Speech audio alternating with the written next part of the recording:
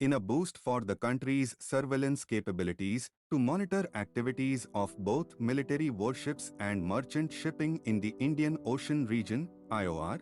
The Sindhu Netra satellite, developed by a team of young scientists from the Research and Development Organization, DRDO, was successfully deployed in space on Sunday. The satellite was launched using the Indian Space Research Organization ISRO PSLV C-51, which took off from the Satish Dhawan Space Center in Sriharikota in Andhra Pradesh at 10:30 a.m. today. The Sindhu Netra satellite has been developed by the young scientists of the DRDO and is capable of automatically identifying the warships and merchant ships operating in the IOR. The satellite has also started communicating with the ground systems, government sources told ANI.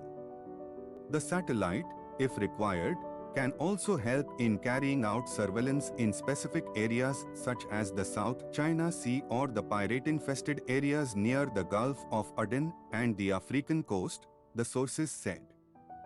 They added that the Sindhu Netra is one of the first in the series of satellites that would help the nation in enhancing its surveillance capabilities on land in areas such as the Ladakh region with China and the border areas with Pakistan.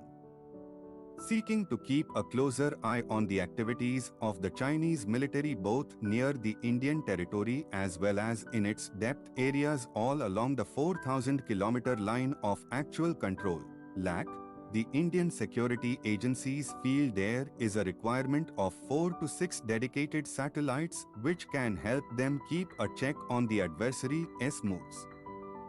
Along with the setting up of the Defence Space Agency, the government also created a Defence Space Research Organization to look after the ability to protect space assets from being attacked by adversaries there.